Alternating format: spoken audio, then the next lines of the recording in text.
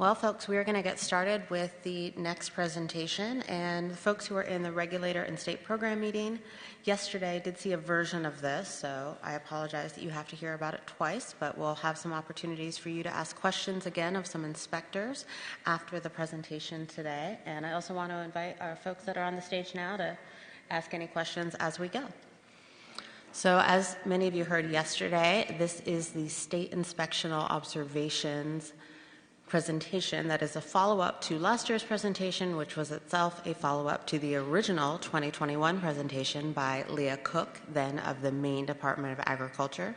And this is really a qualitative analysis of information provided by inspectors from around the region to Elizabeth, thank you for collecting that data, about the most common misunderstandings, non-compliant issues, and technical assistance needs they've identified over the past year of inspections.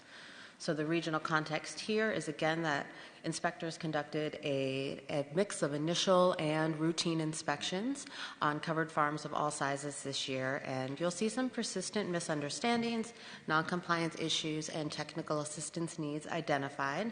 We also noted that inspectors this year are really looking ahead towards agricultural water compliance and traceability, as well as working with farms to really bring them up to the produce safety rule standard. Really want to thank Elizabeth again for collecting all the data and for our inspectors across the region for sharing that data with us. So we asked the same questions of states this year, focused on misunderstandings that farms had about the PSR, about compliance in general, about audits versus inspections, common non-compliance issues that were observed on farms this year, and technical assistance needs and the delivery formats that folks thought would be the most helpful. Again, we received information from all of our states across the region. Really want to thank everyone again for taking the time to share that data. This is a summary of the data that we analyzed this year, and we'll look at this table again at the end of the presentation, and I want to highlight a few things here. Cleaning and sanitizing is a big topic that we've seen over the past 3 years. This is continuing to be an area of confusion and where growers need more education and technical assistance. Worker training also came up as a key topic this year, as well as agricultural water. But I really want to highlight that, in some ways, some of these topics have a lot of overlap, and these groupings could be seen as a little bit arbitrary. So, for example, if you're talking about cleaning a brush washer, that's an equipment topic. That's also a cleaning and sanitizing topic. That's also a record-keeping topic. So even though, we've highlighted these 3 topics here, cleaning and sanitizing, worker training, and agricultural water, all of these topics that came up are of significance to inspectors in the region. And a few topics like animals and visitors actually didn't arise last year in the survey. So we'll look a little bit at the most common misunderstandings that came up. Those are in the areas of cleaning and sanitizing, worker training, agricultural water, sort of general misunderstandings about produce safety rule coverage, audits versus inspections, and how to keep records.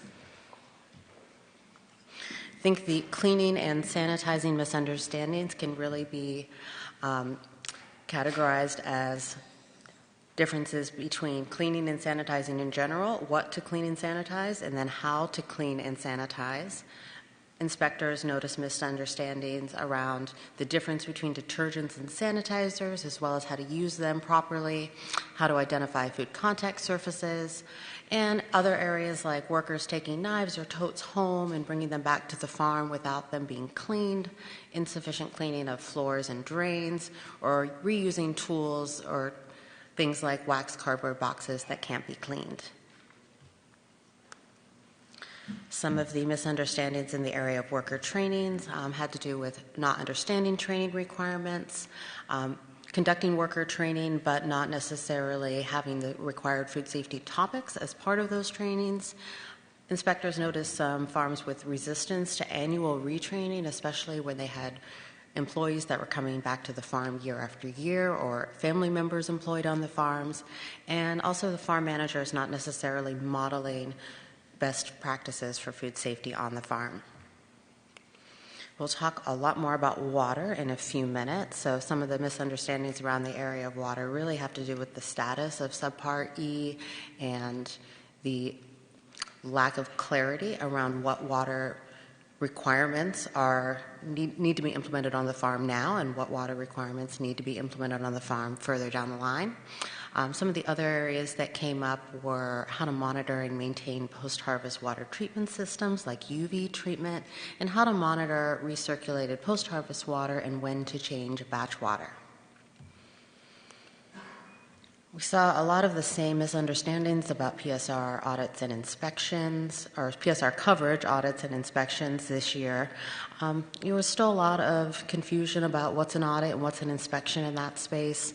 There was also some confusion on farms around what an audit covers versus what an inspection covers. For example, if a farm receives a USDA GAP audit for just one commodity, they might be surprised when an inspector comes and wants to see multiple commodities on their farm in different types of activities. Some of the record-keeping issues for farms that have undergone multiple inspections now may be more minor, but many farms are still looking for more assistance on understanding general record requirements, components, formatting of the records, and what to include on their cleaning and sanitizing logs. Some of the additional areas of misunderstanding that inspectors highlighted were around animal intrusion, identifying biological soil amendments of animal origin, or as we like to call them, BSALs, beyond manure, so thinking about fish meal and bone meal and blood meal and chicken pellets, and looking at things like UV water treatment systems, making sure that those have a regular maintenance schedule or records or a plan for when things go wrong, poor pest management in buildings, making sure workers are trained and as well as the supervisors are aware on when to wash hands and maintaining hand washing stations, and promoting understanding of Listeria monocytogenes and those risks associated with drip, condensate, and pooled water. Many of the non-compliance issues are fairly similar here as for our misunderstanding, so I won't spend quite as long on this section, but in addition to really promoting the understanding between cleaning and sanitizing and how to use detergents and sanitizers appropriately, some of the other areas that came up for inspectors were sanitizers not labeled for the purpose that they're being used for, again, managing condensate and the use of sanitizer test strips. In our equipment, tools, and buildings area, in addition to cleaning and sanitizing, some of the questions that came up were around pest management. One inspector noticed that farms may have traps or bait stations, but they're not really doing anything about it, so there's no maintenance schedule, maybe no maps or records or staff who are actually responsible for checking those traps. And in addition to some of the records that we mentioned earlier, some inspectors noted lack of worker training records, or that the farm doesn't have a supervisor or responsible party with the Produce Safety Alliance grower training certificate.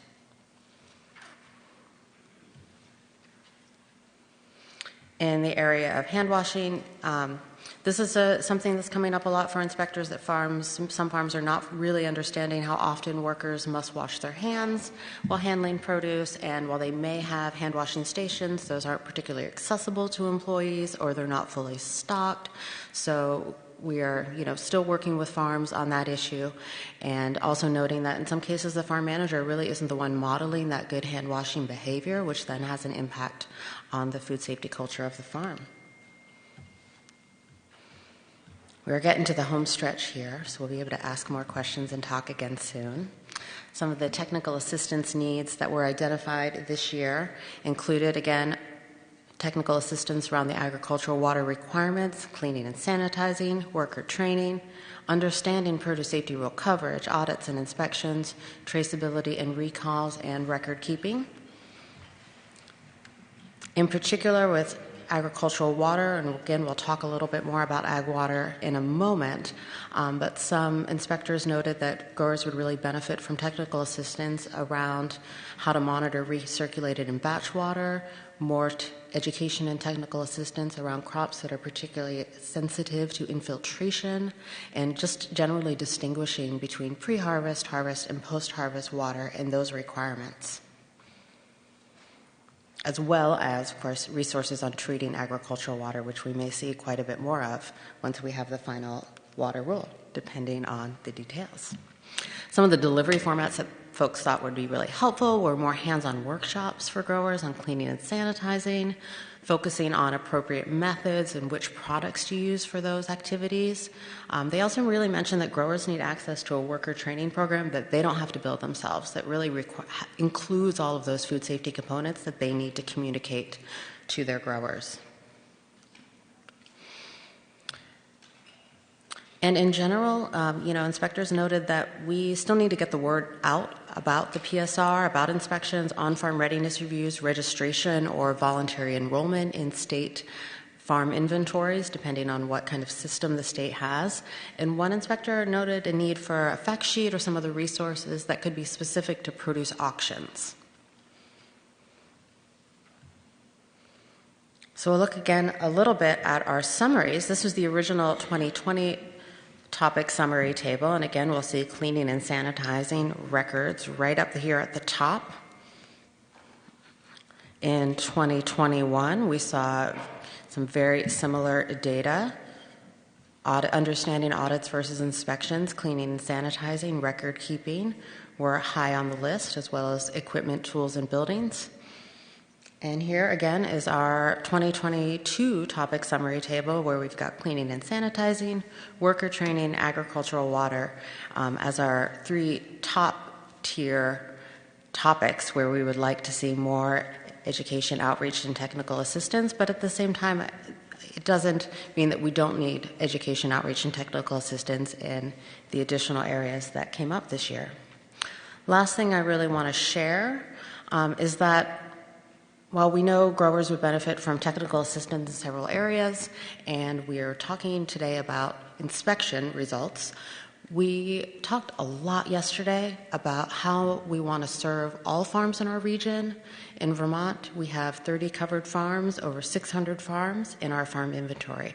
We are building a program to serve all of those farms. So even though we're really kind of focusing on what the inspections can tell us about education, outreach, and technical assistance needs in the region today, our goal is to serve all of the farms in our region, and especially those qualified exempt farms that are some of the larger farms in our state and across the region, but because most of their sales are to qualified end users, are not covered under the rule. These are leaders in the industry, and they are really going to be able to set the tone for food safety culture across the region. So lastly, I want to leave you with two quotes from this year's data that I thought were really significant and in some ways really stand on their own as takeaways for me.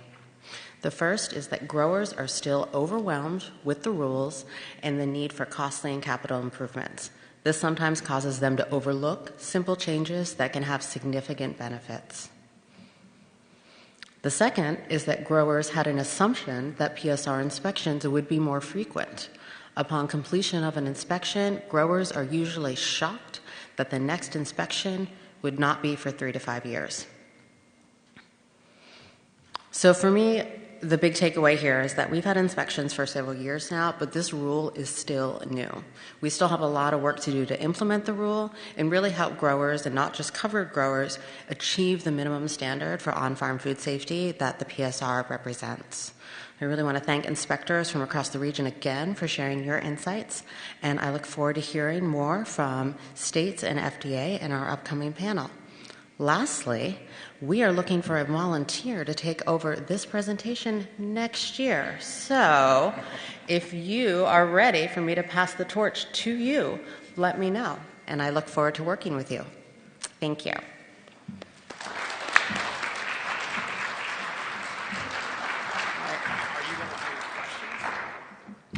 I'm happy to answer, I might not be able to answer your questions, but I'm also happy to hang out for a little bit if people have some questions.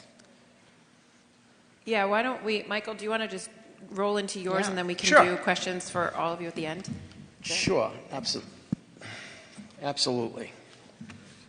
So I'm going to go ahead and start as the slides get queued up. So I'm joined by Ben Marshall, who comes from the state program in Missouri and who is now with FDA CFSAN. the PSN network. So glad to have him. We're gonna talk about some of the key target dates. We understand there's still some confusion in the space. We're hoping that the slides that we present provide a little clarity, particularly for our educational partners when they're interacting with their constituency groups. So, Ben, I'm going to turn it over to you for those dates. I appreciate that, and welcome the opportunity to speak on the water rule. I know I told the educators yesterday that water was coming, and so here we are. In the presentation, it's going to be extremely long and painful. Actually, it's 2 slides. It's this one and one other one. And the reason behind that is because we understand the confusion, and we hear it. I did come from Path B State of Missouri, where I was a regulator and did a ton of education outreach. Took water samples on probably 400 unique farms myself, and we had a water testing program where Extension actually had a grant where those growers got that for free with our state lab. So it was awesome. We were out pushing water the last 3 years really good on the state side. And so we were trying to prepare our growers, and I know that you all are too, and there is going to be a lot of confusion. There's going to be a lot of questions, and I'm simply going to say that I'm going to stick to what we have available today. We could talk about we need training, we need all this, and I think everybody agrees with that. The good thing is there's a call today with the states that is at 1 o'clock Eastern time. I know it's tough that it's during this, but it will be recorded and it will be put out on Food Shield, so you're going to be able to hear that. And then PSA is actually going to be doing like a 3-part water series, which is really exciting. The first one will be with the water team at FDA. The water team, of which I'm not a part of, and that's okay, but I do represent FDA, and I do want to tell you what we do have available. And it is some reading material. And I think whenever we are starting something to bring in and to transition back in, we first need to sit down and read the textbook, right? We don't need the Cliff Notes. We need to read what comes from FDA. So I could take your questions all day long, and I'm happy to. But what I'd rather do is, as information comes out, is share that with you. I think there's a lot of trust building, and at National Consortium we talked about that, is the level of trust between education and the states and FDA. It needs to be there. We are all in this together, and I truly feel that. I didn't go from the state to FDA to all of a sudden become somebody else. I'm the same Missouri farm boy that I was whenever I was with the state, and I truly feel we will work together and we will make this happen.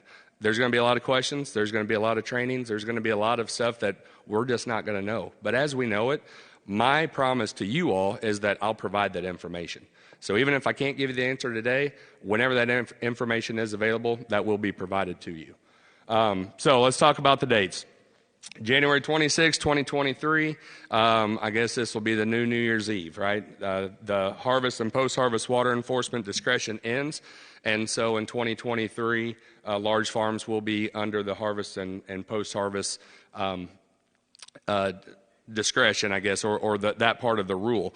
And so there's a fact sheet. I will make sure that Elizabeth gets the link before I leave here today. I'll email it to you so it can be sent out to everybody. It did go live the end of last week, and so in that fact sheet gives you all the information that you will need to know about inspections this upcoming year, and then also on the education front. So it'll tell you the subparts that you're within E that will be covered under harvest and post-harvest. It'll tell you the water requirements from a testing perspective. It also does include the water systems inspection, and so knowing what that water system inspection looks like and how the farm can learn how to do that. And again, do we need training on that or retrained on that? Because we all took PSA grower training where we learned about it, but if you don't practice it, it is, we lose it. And so, yeah, we'll need to be retrained, all of us, on that, and that's okay. We can do that. But small farms will be next year, very small farms in a couple years. The harvest, the pre-harvest water compliance dates, nobody knows when it will officially come out. There has been some publications that maybe have thrown a date out there, but what we are going with is that 9 months after it comes into effect is whenever it will go into enforcement. And so that's the answer. There's no special, that's going to be this day. We don't know that. So the fact sheet. So this is, if you Google exactly what's on here, these are the two things that came out last week from the water committee, the fact sheet and the constituent update. And basically what that will do, it will give you all the information that you need to know for this. If there's additional questions, send them to me. I can pass them on to the water team. I will try to get you an answer.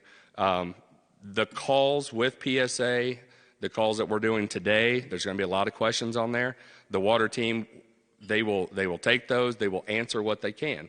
We had a call last week for us, and we were able to ask all the questions that we could think of that we need to know as well. So it's a really good opportunity. Don't miss it. If you miss it and you need the recording, again, let me know, and I can provide that to you. There's nothing that needs to be hidden whenever it comes out.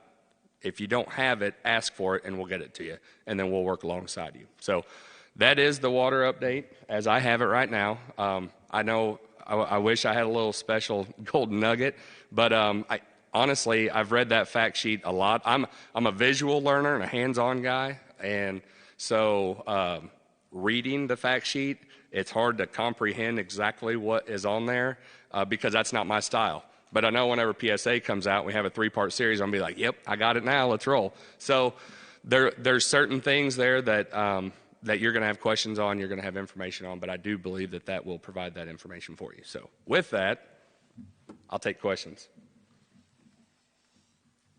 Go ahead, Wayne. Hang on one sec. Sorry. So, just for clarity, subpart E, as it relates to harvest and post-harvest water, is effective January 26th For large farms, correct. for large farms. And in the fact sheet, you will say that we're going to take the education, the educate while regulating approach, just like we have with the whole rule, and it talks about that as well. 9 months after, so enforcement begins in January of 26. The 9 months after is whenever the final rule is done, then that's whenever pre-harvest is included in that. So only harvest, post-harvest. I know, it's confusing. Harvest, post-harvest, January 26th of this year goes into effect. That part of the rule. Not the entire water rule, just that part of the rule. Yeah. So subpart E, as opposed to pre-harvest water, that part is not done. It has not been finalized. Other questions? Yeah, go ahead. Yeah, my question was, you might not be able to answer this, but just wanted to mention it because it might be on other people's mind, is that a lot of the farms we work with have been doing annual water tests for their post-harvest water sources.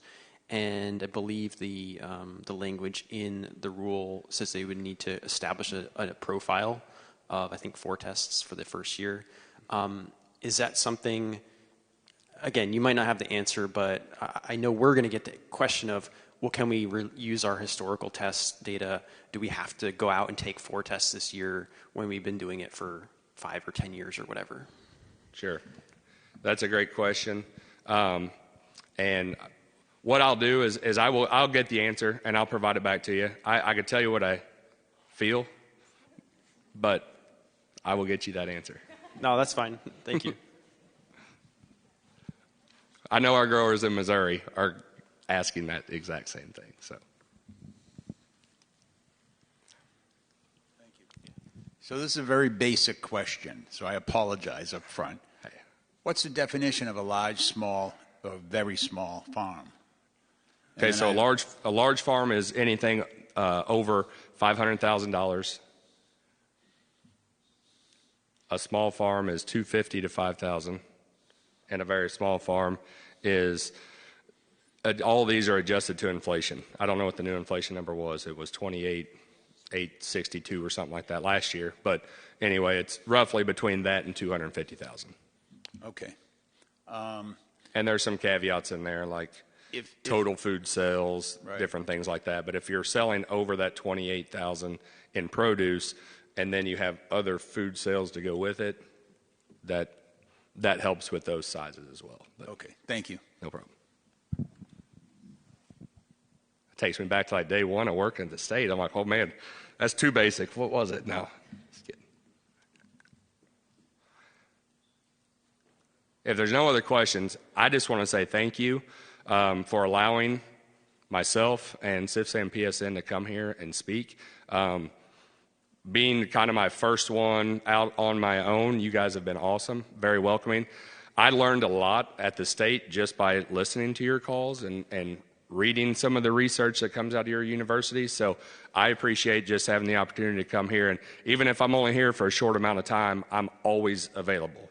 And that's what I want everybody to understand, that if whenever Adriana comes back and she is your CIFSA and PSN, if you still have a question, we're still a team, and we still want to work with you and work alongside you.